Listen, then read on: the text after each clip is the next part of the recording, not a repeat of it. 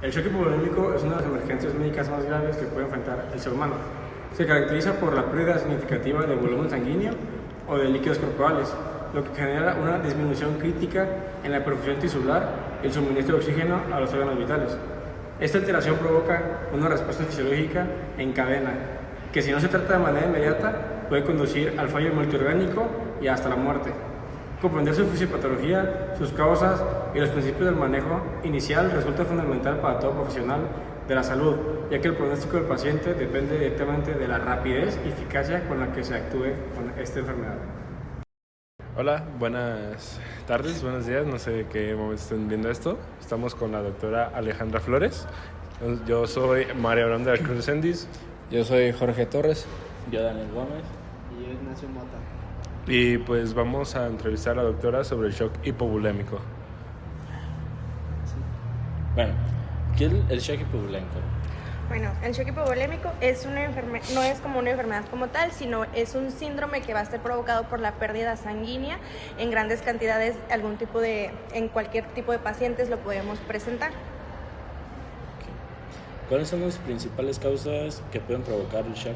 La principal causa y lo más común puede ser un trauma, algún accidente automovilístico, algún accidente en motocicleta, puede ser un trauma que podemos conocer como trauma abierto, que quiere decir que trae una herida que está expuesta, o algún trauma cerrado, que por lo general puede ser en el abdomen, que el órgano más común que puede llegar a sangrar es el hígado.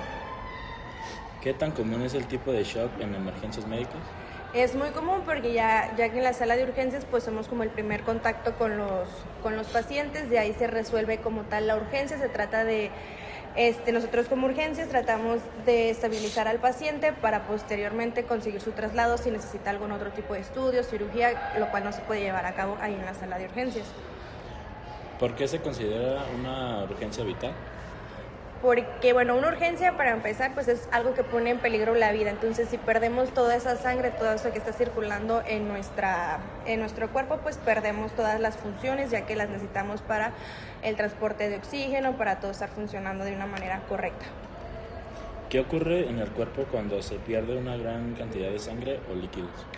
Lo primero que llega a ocurrir, va a empezar a ocurrir algo que conocemos como shock hipovolémico, que va a haber un consumo grande de oxígeno y por lo tanto vamos a necesitar más oxígeno y van a empezar ciertos órganos que se van a empezar como a sacrificar. ¿Por qué? Porque el oxígeno no les va a llegar de la manera correcta. Cuando se llega a este punto, pues ya vamos a necesitar administrar oxígeno al paciente y vamos a necesitar también ayudarlo de otra manera a recuperar ese volumen sanguíneo que se ha perdido. Lo principal que se hace de manera inicial es iniciar con líquidos intravenosos para tratar de estabilizar al paciente. ¿Cómo afecta la disminución de volumen circulante a los órganos principales? Pues como ya les comentaba, hay una disminución de oxígeno. La disminución de oxígeno va a hacer que no se pueda trabajar de la manera correcta todos los órganos, y que lo que va a empezar, pues van a empezar a sufrir daños que si no se hacen a tiempo pueden llegar a ser irreversibles. ¿Qué diferencia hay entre el shock hipovolémico, hemorrágico y no hemorrágico?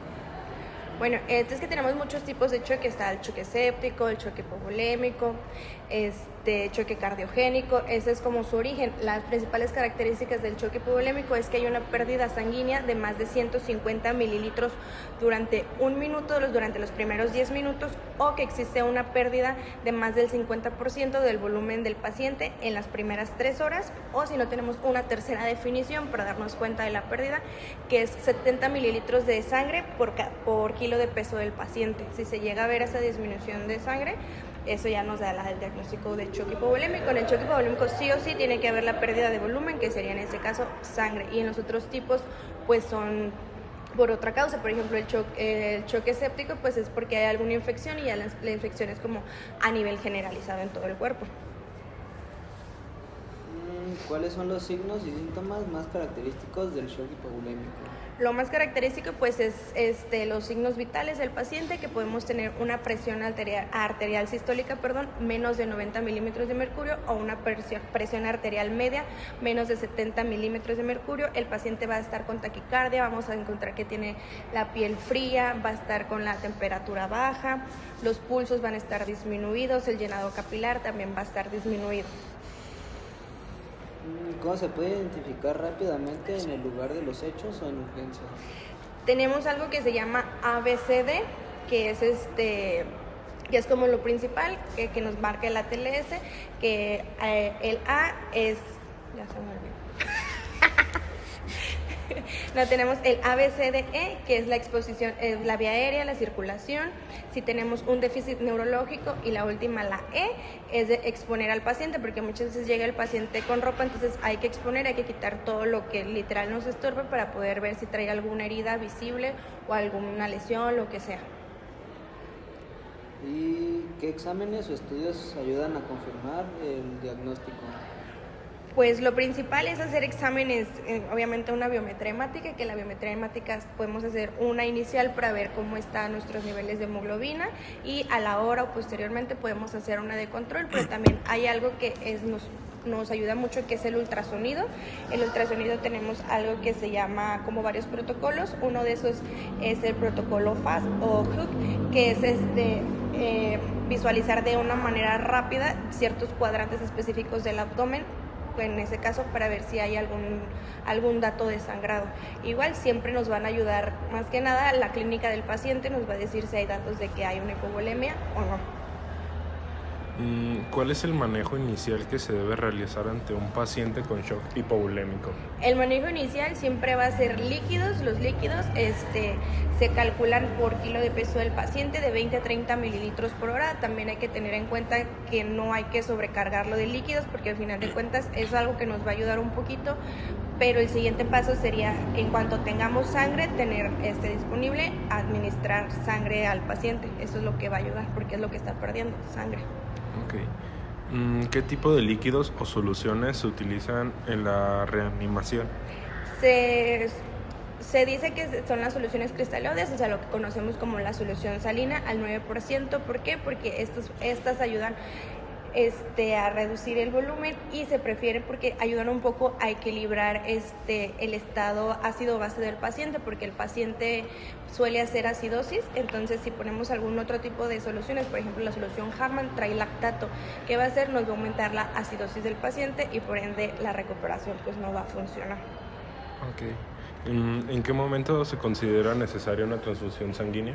La transfusión sanguínea, pues cuando se tenga evidencia de que hay una disminución de 2 a 3 miligramos de sangre, de hemoglobina, por eso les digo, hay que hacer los laboratorios de manera inicial, después a las 2 a las 3 horas hacerlos de control, y si vemos que ya disminuyó, hay que empezar la transfusión. Digo, en cuanto se tenga, es lo ideal, no hay como en la primera hora, las primeras 2 horas, lo ideal sería pues tener un área donde tengas todo, pero muchas veces no se tiene. Por ejemplo, en mi unidad no tenemos banco de sangre, entonces yo tengo que sacar los tubitos todo y mandarlos a otro lado y esperar a que me los traigan, y en ese lapso pueden tardar hasta 2 o 3 horas en traerme los paquetes de sangre. Por eso tenemos pues más las soluciones y entre otros medicamentos que nos van a ayudar un poco a estabilizar al paciente. ¿Qué errores son comunes al atender un caso de este tipo? Yo digo que lo más común es literal no ver al paciente, no enfocarte, porque yo digo, la clínica del paciente nos va a decir todo, y muchas veces queremos que esperar a que llegue el ultrasonido, a que salgan los laboratorios, a que salga esto, pero muchas veces no lo tienes a la mano y el paciente te va a decir todo. O sea, yo creo que con ver al paciente dices, bueno, está hipotenso, está taquicárdico, está pálido, trae esto, o sea, ya uno empieza y dice, literal es hacer un manejo empírico, pero puede funcionar porque los primeros minutos, las primeras horas, pues son vitales para el paciente. Bueno, ¿y ha tenido algún caso impactante de shock hipovolémico en su práctica? Sí. Tuve una paciente en terapia intensiva, la operaron, no recuerdo, era una cirugía creo que de vesícula, la operaron, se complicó, empezó hipotensa, taquicárdica, le dejaron unos pequeños drenes, vimos el dren y estaba sangrando. ¿Qué pasó? Una venita, una arteria, no recuerdo bien qué era, no cerró bien. Entonces, ¿qué se hizo? La primera vez se hizo algo que se llama cirugía de daños.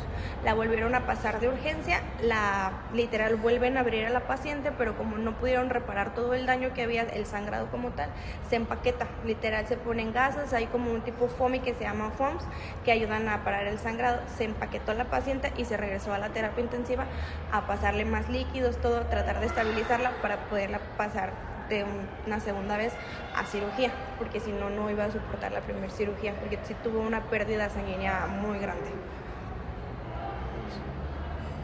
¿Qué tan importante es la rapidez en la atención prehospitalaria? En la atención prehospitalaria, pues es muy importante, la verdad, porque, repito, yo creo que los primeros 30 minutos son como vitales en la vida de un paciente. De eso depende muchísimo. ¿Qué recomendaciones daría a los primeros respondientes o estudiantes de salud? Pues no obviar las cosas. A lo mejor tú puedes ver al paciente que te habla o lo que sea y dices, ay, está bien, pero insisto, los signos vitales nos dicen muchísimo, y aparte de que tú lo puedes ver bien al paciente, la clínica del paciente, o sea, cómo fue, si fue un accidente, cómo fue el accidente, todo eso nos va a decir muchísimo si puede existir algún daño o no, porque a veces dicen, no, pues es que el paciente se ve bien, y sí, o sea, el paciente está hablando y todo, pero a la vez hacer más estudios te das cuenta que sí trae algo dentro. Entonces, no obviar y estar muy presente con los signos vitales, todo. Bueno, las últimas 3 preguntas. ¿Existen medidas preventivas para evitar este tipo de shock? Pues algo como para prevenir un shock hipovolémico, pues no, porque les repito, la principal causa son accidentes, es un trauma. Entonces no hay manera de prevenir un trauma, no le existe en ningún lado. ¿Qué papel juega la educación en primeros auxilios para reducir la mortalidad? Pues, insisto, hay que tener en cuenta los signos vitales, todo, y saber qué es lo que se tiene que hacer. Empezar con lo que tengas a la mano, no esperar a que te lleguen más cosas. A veces aprendemos a trabajar de una manera muy austera, con puras soluciones, con cierto tipo de medicamentos. Entonces es adecuarnos a lo que tenemos dentro de nuestras posibilidades hasta esperar a que podamos mandar a un paciente a un hospital de tercer nivel cuando no estemos en un hospital de tercer nivel. No esperar a que alguien venga y literal nos rescate al paciente. Y bueno, ya para la última pregunta, ¿qué mensaje dejaría a la comunidad sobre la importancia de reconocer el shock hipovolémico a tiempo? Pues le puedes salvar la vida al paciente, literal. O sea, es muy repetitivo, pero si lo detectas a tiempo, le puedes salvar la vida al paciente. Tal vez, como yo a veces digo, hay que maquillarlo tantito. ¿Qué es esto? Pues vele pasando soluciones, si se te hipotensa, ponle aminas, vele pasando esto. O sea, ir ganando un poco de tiempo en lo que tienes todo lo necesario, porque es igual si tú lo dejas así como de, ay, no, pues no tengo nada, no tengo sangre, no tengo esto, y dejas ahí al paciente, pues al final de cuentas es una vida. Y creo que pues no está padre, porque las personas confían ciegamente en uno como médico, confían ciegamente en que uno está haciendo lo mejor para los pacientes. Pues creo que sería todo de nuestra parte, doctora Alejandra. Muchas gracias por la pequeña entrevista que nos acaba de dar. No sé si quieran comentar algo más mis compañeros. Bueno, pues de mi parte le agradezco mucho por el pequeño tiempo que nos prestó y muchas gracias. No, gracias a ustedes. Muchas Tomarme en gracias. cuenta. La entrevista me permitió comprender a profundidad que el shock hipovolémico constituye una de las emergencias médicas más graves y frecuentes de los servicios de urgencias. Se trata de una condición en la pérdida significativa de sangre o líquidos corporales. Provoca una disminución del volumen circulante, afectando directamente la oxigenación y perfusión de los órganos vitales. El entrevistado resaltó que su rápida identificación es esencial, ya que sin una intervención inmediata puede evolucionar hacia un fallo multiorgánico y la muerte. Además, se destacó la relevancia de conocer sus causas, tanto hemorrágicas, para establecer un tratamiento adecuado y oportuno. A lo largo de la entrevista se enfatizó que la detección temprana y el manejo inicial correcto son factores determinantes en la evolución del paciente con shock hipovolémico. El entrevistado mencionó que la reposición de líquidos, el control de la causa del sangrado y, en los casos necesarios, la transfusión sanguínea deben realizarse con rapidez y precisión. Igualmente, recalcó que la coordinación entre personal prehospitalario y hospitalario pueden marcar la diferencia entre la vida y la muerte del paciente. La experiencia clínica compartida evidenció que los errores más comunes surgen por la demora en reconocer los signos iniciales, lo que subraya la importancia de la capacitación continua y la toma de decisiones inmediatamente ante este tipo de urgencias. Para finalizar, la entrevista destacó la relevancia de la educación y la prevención como pilares para reducir la incidencia y mortalidad asociadas al shock hipovolémico. El entrevistado subrayó que la formación en primeros auxilios, tanto en la comunidad como entre estudiantes y profesionales de la salud, es esencial para identificar los signos tempranos y brindar una respuesta eficaz. Además, hizo hincapié en que la sensibilización sobre la importancia del conocimiento oportuno y la atención rápida puede salvar numerosas vidas. En ese sentido, promover la enseñanza sobre el manejo inicial del shock hipovolémico contribuye no solo a mejorar la atención médica, sino a fortalecer una cultura de prevención y respuesta ante emergencias. La entrevista permitió reflexionar sobre el papel fundamental de la persona de salud en la atención del shock hipovolémico, no solo desde el punto de vista técnico, sino también humano. El entrevistado remarcó que ante las situaciones críticas, la empatía, la comunicación efectiva y el trabajo en equipo son tan importantes como los conocimientos clínicos. La capacidad de mantener la calma, priorizar acciones y brindar apoyo emocional tanto el paciente como sus familiares influye directamente en la calidad y manejo de la confianza hacia el sistema de salud. Esta perspectiva integral resalta de la medicina en emergencias requiere solo una entrevista médica, sino también compromiso ético, responsabilidad, sensibilidad ante el sufrimiento humano.